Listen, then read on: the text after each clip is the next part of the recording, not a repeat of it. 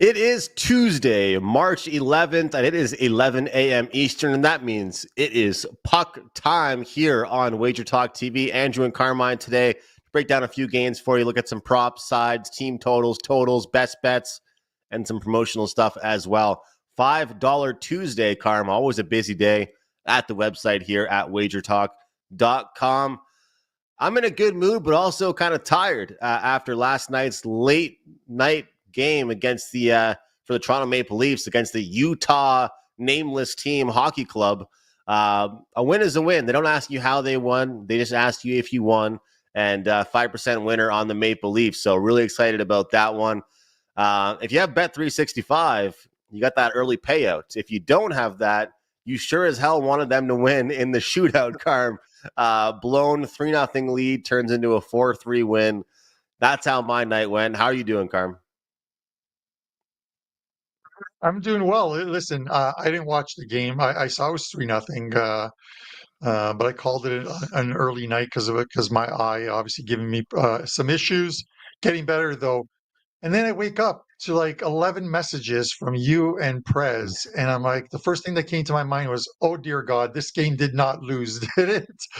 I click on the score app, and I see 4-3 in shootout for the Leafs. I'm like, wow, you guys must have been losing your shit on that one. But congratulations, nonetheless. It doesn't matter how it gets there as long as it cashes.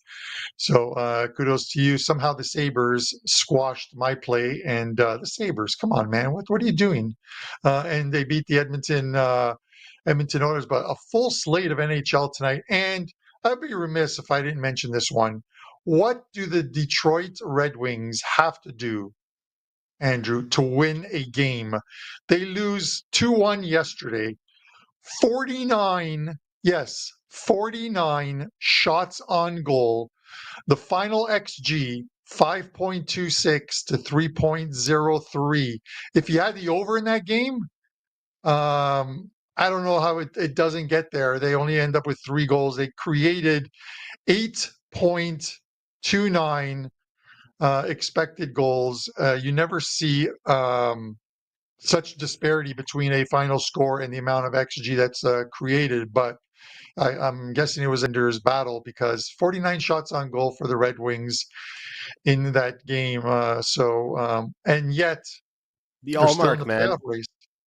The Allmark They're still in the effect. playoff race. Yeah, it is. It is, but they're still in the playoff race. Beat the Sabres. They're what, 4 points out of a playoff spot right now? It is so tight in the um, in the Eastern Conference for those wild card spots. You know who's getting dragged into the wild card spot, Andrew? They're being dragged into the wild card spot, the New Jersey Devils, who we're going to talk about first here. They are sinking and sinking fast, and I get it. Jack Hughes out of the lineup for the rest of the season. Dougie Hamilton injured, but they're at 74 points. They are downward trending, but have had a tough schedule. We're going to discuss them, the Columbus Blue Jackets. We're going to discuss the Rangers and Winnipeg. You've got some props for us, and then we're going to finish it off with the LA Kings and the New York Islanders in what should be just completely exciting, enthralling game that everyone's going to want to watch. I'll be asleep by that point. Andrew, New Jersey, minus 165. Columbus plus 140. Columbus off a 7-3 win in New York against the Rangers. Total sits here at 6. How are you looking at this one?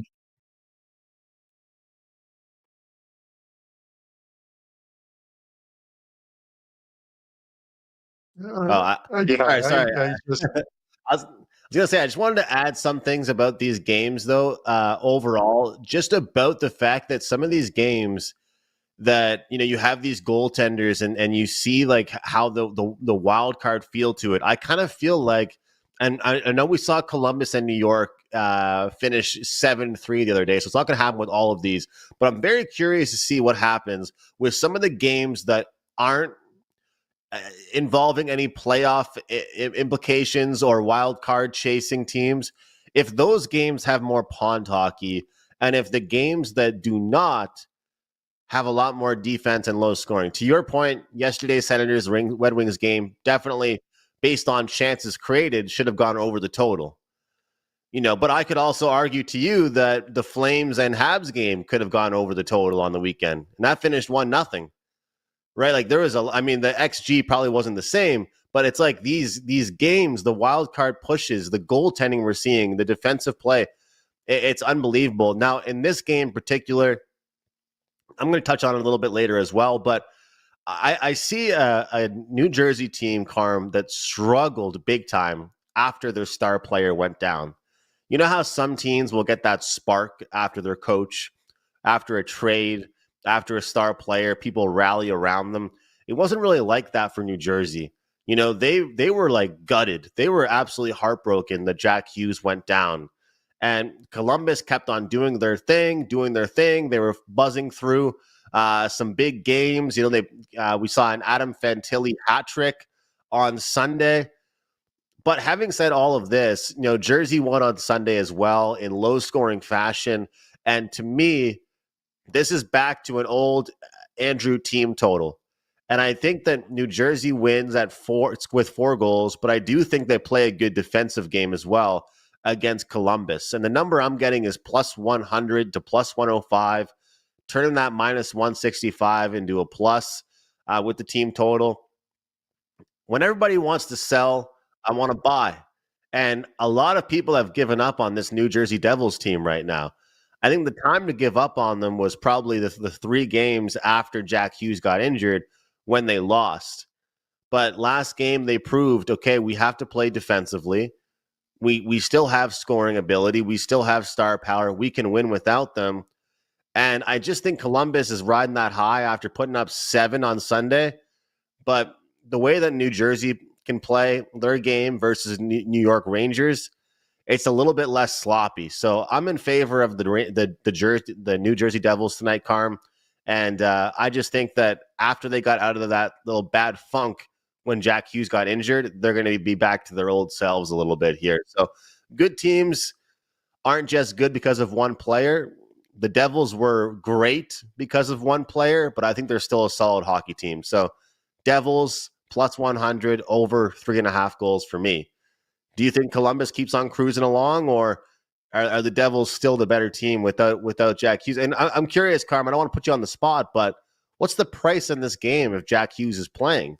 If we're seeing 65 without him, is it like 185 with Jack Hughes? What's the price here? Yeah, you're pretty much bang on. I think it's in that boat, 185, maybe even 190, and it would entice people to want to bet on Columbus. A couple things with Columbus is, I would draw a line through that 7-3 win against New York Rangers. Rangers aren't that bad at home, and Columbus isn't that good on the road. Columbus is 11-22 on the road this season. They're only averaging 2.7 goals per game on the road as well too. And you look in New Jersey, and over their last 10 games, they're 4-6. But they have had an absolutely brutal schedule. 2 of those losses to Vegas Golden Knights, 2 of those losses to the Dallas Stars, one of those losses to the Winnipeg Jets, and the other loss to the Colorado Avalanche. Those are 3 very good teams that have 4 very good teams that have contributed to 6 of your losses over that stretch. They get a good win in Philadelphia against the Flyers team. They beat to get, I guess, back on track, a 3-1 win.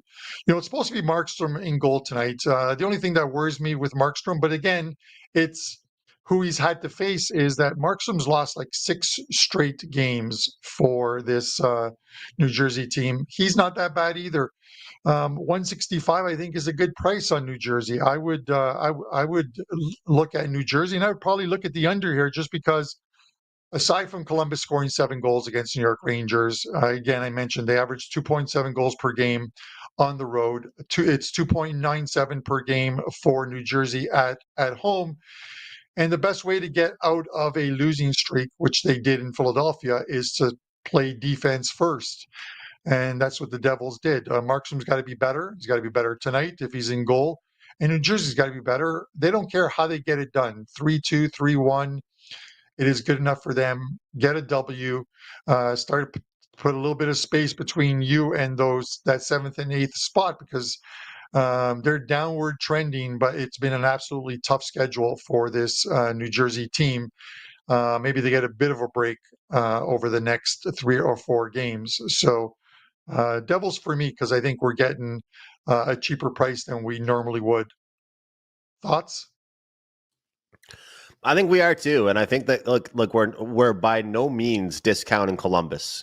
By no means are we, discounting what they've been able to do, who they are, or what they are. But we also are saying that we think that we believe in the Devils. We're getting a good number on the Devils, and this team went through it a little bit with their injury to their key player, and now they kind of bounced out of it a little bit. And Carmen, it's funny because I never want to contradict myself, but I did say, opening the segment about how these games for some teams like Columbus could be unders, right? And the last win for Devils, when I laid the minus 150 with clients, and I usually don't do that. I usually take the team total. I just looked at the odds and I was like, just win, baby, just win. And of course they win 3-1. But today, there's something that tells me that this game's going to be a little bit more exciting, but I think the Devils are going to find that scoring touch. So, and you saw talk about drawing a line through it, and that's the thing is like, you know what? Good for Columbus for the amount of goals they scored, the number of goals they scored, but at the same time, that game was very weird against the Rangers. Like, they're losing, they're winning, they're losing, they're winning. Then Fantilli scores 2 goals by the time I went to the fridge to get a sandwich. I mean, it was crazy. So that wasn't really a playoff atmosphere. But I think if you told me that, they're going to play this game like a playoff game tonight, I'll take the Devils in a playoff game over the Jackets, 7 days a week and twice on Sunday. I mean, to me, it's just 2 different types of teams. So, and the fact that you get the last change against Columbus, I think is really important. So whether you want to play the -1 or you want to play the team total or the money line's enough for you, whatever it might be, I think tonight, the Devils are the side. The only previous meeting between these two thus far was in Columbus. Columbus winning that one 4-2. Maybe we flip the script on this one, a similar score, but in New Jersey's favor. We'll see. It should be a good one. There's a lot of good games tonight. Yeah. Obviously, Florida is back in Boston. We could have talked about that one with Marchand returning to Boston, but there are other games with playoff implications that I wanted to discuss, and especially in this Eastern Conference. And one of them is this next one. The New York Rangers plus 155 off that loss, taking on Winnipeg in Winnipeg, minus 170. Andrew, I'll say this. I normally don't play these big prices. If it gets too high and there are good numbers on a team in regulation, I can flip to regulation and play that instead of laying 180, 190. Winnipeg's at 170 prior to the show. I see it's gone up to like 180 right now. It's a good scheduling spot for Winnipeg, or more so a bad scheduling spot for the Rangers. I took advantage of it. Was a bad scheduling spot, I thought, for Winnipeg on the weekend going into Carolina. And 3rd and 4 nights, Carolina wins that one, and they pretty much dominated that game from start to finish. And now we get the Rangers playing their 3rd and 4 nights with travel to Winnipeg. Winnipeg obviously returning home from that road trip. I gotta like Winnipeg in this spot to bounce back off that 4-2 loss. The energy just wasn't there for them in that game. It will be at home. This is still a very good Winnipeg team. They're having a great. Regular season. Minus 170. I get it. It's such a high price that you could flip and look at the regulation line of minus 115. My only fear on this one is this game going to overtime and Winnipeg winning it in overtime, and I'm stuck with a losing ticket on Winnipeg because they won it in overtime as opposed to winning it in 60 minutes. So I'm gonna take the Jets, and I'm gonna lay the vig on this one. I like him in this spot. What are your thoughts? Karma, I think you're a new owner of the Winnipeg Jets because you own this team. Whether or not you're fading them or you're backing them, I feel like you've got a real good read on this Jets team right now, and I appreciate some tidbits you gave me last week. about this team and how they've done on back-to-backs, and that's kind of struggling a little bit. And this team's had a great year, but one thing they have struggled with is fatigue. They've had some time to rest now, recoup a little bit, and get their act together here. And, there's certain spots where I look towards team total overs, 3.5s. But there's also certain spots where I look towards team total unders. And yeah, this is a spot here where the Rangers, they need goals. They need to win this game. But what do we always say, Carr? Must win does not mean will win. There's talent on the ice. There's Panarin. There's Kreider. There's Zibanejad. There's Lafreniere. There's a lot of talent out there. But I like to look at teams like Minnesota, like Carolina, like Winnipeg. These teams that are really good defensively off losses they won't be happy about. And I feel like right now the Winnipeg Jets, based on some of the stuff I'm looking at, that's kind of who they are. That's the team that they can be, and then they're fatigued. They play that game against the Hurricanes, and it just felt like a great spot for the Hurricanes too. And it was the game after the first game for the Hurricanes after the whole Mikko Rantanen problem was dealt with. They deal with that one 4-2. So, Carm, I'm actually going to take this, and I'm going to go with the team total under 2.5 goals at -110 for the Rangers. We see this all the time with 5.5s, and there are 6s out there as well. But what is the thing that screws you the most when you take an under 5.5? It's the empty net goals. Well, I'm taking the underdog under their team total, hoping the favorite wins. And if this game does go over the total, it's because the favorite in this game puts up a couple goals to push the game over the total. So I think this is one of the most clear-cut must-win, doesn't mean will win games of the night. There's some teams have, 19, 20 games left, Carm? There's going to be a hell of a lot of must-win games. We see it in baseball every year in September baseball. Like, well, this team needs to win this one. Doesn't matter. They still have to play the game. And Winnipeg Jets are a hell of a hockey team. I think they shut down the Rangers. So team total under 2.5 for the New York Rangers takes that from a 185 down to a -110. And we got to hope for a good defensive game out of the Winnipeg Jets. We know who they are at their identity, Carm, right? I mean, they have proven to us that they are a good offensive team this year. I'm looking at some of their numbers. They have proven to us that they're a good offensive team this year. Last year, earlier in the season, when the season started, they got off to that record-breaking start. They have a good offense, but we know who they are, and that is a true defensive team, and they also picked up Luke Schenn at the trade deadline. They're a defensive team. That's who they are, so hopefully they shut down the Rangers tonight. Yeah, and, they're going to have to win more than one round in the NHL playoffs in order to prove who they are. You can't finish first or second in the Western Conference and then get bounced in the first round, because that tag will stick with you. Oh, they're a great regular season team and they can't win the playoffs. It's kind of like what